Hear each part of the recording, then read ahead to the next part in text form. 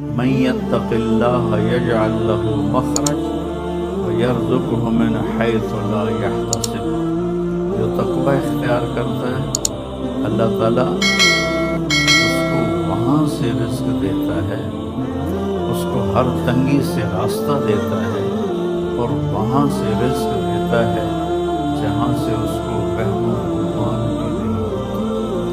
حضرت مقداد رضی اللہ تعالیٰ عنہ پیشاب کرنے گئے تو سامنے ایک سوراخ تھا، جہاں وہ بیٹھے پیشاب کر رہے تھے سوراخ، تو ایک چوہا اندر سے نکلا اور 1 دینار آپ کے سامنے پھینک کے اندر چلا گیا، پھر گیا، پھر ایک دوسرا دینار لے کے، پھر 3، پھر 4، پھر 5، پھر 6، پھر 7، پھر 8، 19 دینار اس نے اپنے سوراخ سے نکال کے حضرت مقداد کے سامنے پھینک کے اندر چلا گیا۔ وہ بڑے بےحرام پریشان، انہوں نے وہ اٹھائے، فارغ ہو کر اللہ کے نبی کو پیش کیے کہ یا رسول اللہ میرے ساتھ تو یہ قصہ ہوا ہے، آج چوہے نے مجھے مالدار بنا دیا۔ تو آپ نے فرمایا یہ رزق ہے جو اللہ نے تجھے عطا کیا ہے۔ پھر یہ آیت پڑھی، من یتق اللہ یجعل لہ مخرج ویرزقہ من حیث لا یحتسب۔ اب یہ راستہ صرف مسلمان کے پاس ہے کہ اگر وہ تقوی اختیار کرتا ہے تو اسے اللہ وہاں سے دے گا جس کا اس کو وہم و گمان بھی نہیں ہوگا۔ من یتق اللہ یجعل لہ من امرہ یسرا، جو تقوی اختیار کرے گا اللہ اس کے لیے آسانیاں پیدا کر دے گا۔ من یتق اللہ یکفر عنہ سیئاتہ ویعظم لہ اجرا، جو تقوی اختیار کرے گا اللہ اس کے گناہوں کو معاف کر دے گا، صاف کر دے گا۔ یکفر کا مطلب ہوتا ہے نشان مٹا دینا، عفا کا مطلب ہوتا ہے چھپا دینا، اور تکفیر کا مطلب ہوتا ہے نشان مٹا دینا۔ اللہ ان کے گناہوں کے نشان مٹا دے گا اور ان کا اجر بہت زیادہ کر دے گا۔ ان تصبروا وتتقوا لا یضرکم کیدہم شیئا ان اللہ بما یعملون محیط۔ تم صبر اور تقوی اختیار کرو تو دشمن کی کوئی چال تمہارے اوپر کارگر نہیں ہوگی، اللہ ان کا گھیرا ڈالے ہوئے، ان کے گرد گھیرا ڈالے ہوئے۔ تقوی کی مثال کیا ہے؟ آپ کے پاس پیسے ہوں اللہ کے فضل سے تو آپ ہر چیز خرید سکتے ہیں، گھر خرید سکتے ہیں، گاڑی خرید سکتے ہیں، جائیداد بنا سکتے ہیں، سیر و تفریح کر سکتے ہیں۔ تو تقوی ایک ایسا سرمایہ ہے جس سے آپ دین کے ہر عمل پہ چل سکتے ہیں۔ تقوی ایک ایسا سرمایہ ہے جس پر آپ دین کے ہر عمل کو اپنا سکتے ہیں اور اس پہ چل سکتے ہیں۔ حضرت عمر نے کعب احبار سے پوچھا تقوی کیا ہے؟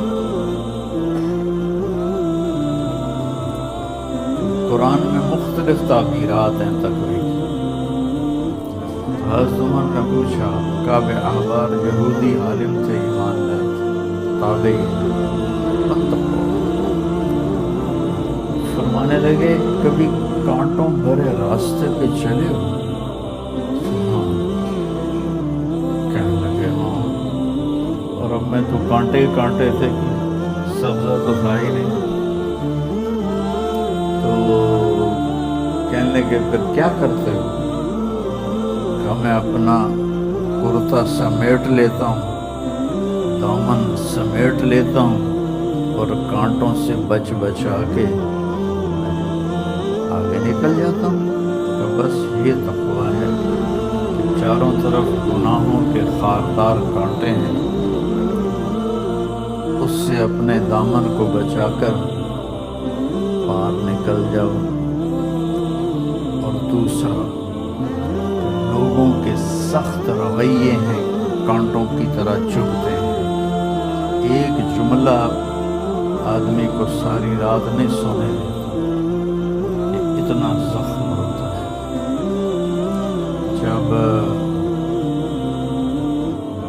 حارث بن ابی سفیان اور عبداللہ ایمان لانے کے لیے تشریف لائے فتح مکہ سے پہلے، تو آپ نے ان کو ملنے سے انکار کر دیا کہ مجھے ان کا ایمان قبول نہیں ہے، کہ یہ میرے بارے میں بہت سخت باتیں کرتے ہیں۔ طائف والوں نے پتھر مارے، جب وہ آئے تو ان کا استقبال کیا، ان کے ساتھ بیٹھ کے رات کا کھانا کھاتے تھے۔ ایک رات نہیں کھایا تو آ کے معذرت کی کہ میری تلاوت رہ گئی تھی اس لیے میں نہیں آ سکا۔ اور یہ ایک پھوپھی کا بیٹا ہے اور ایک تایا کا بیٹا ہے۔ تو ابو سفیان بن حارث صاحب کے سب سے بڑے تایا تھے، کہ مجھے ان کا ایمان قبول نہیں ہے، یہ میرے بارے میں بہت سخت باتیں کرتے ہیں۔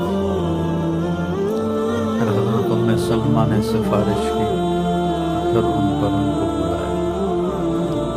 تو لوگوں کے سخت رویے کانٹوں کی طرح ایسے راستے میں ہیں، تو ان میں الجھنے کی بجائے دامن بچاؤ، کان بند کرو اور آگے چلے جاؤ، جواب دینے کے چکر میں نہ پڑو، اور اپنے دل کو صاف کر کے آگے نکل جاؤ۔ تو روزے کا صلہ بتایا گیا ہے تقویٰ، اس سے انسان کو تقویٰ حاصل ہوتا ہے، اللہ کی خشیت، اللہ سے حیا کو تقویٰ کہتے ہیں۔ ایک گناہ نہ کرنا کہ دوزخ میں جاؤں، یہ بھی ایمان کا حصہ ہے۔ ایک گناہ نہ کرنا کہ مجھے اللہ سے شرم آتی، مجھے اللہ سے حیا آتی، یہ حیا کا جو درجہ ہے یہ خوف کے درجے سے بڑا ہے۔ یا ایھا الذین آمنوا، یہ عزت صرف اس امت کو ملی ہے اور کسی امت کو یہ اعزاز نہیں ہے۔ کتب علیکم الصیام، تم پہ روزے ہم نے فرض کیے،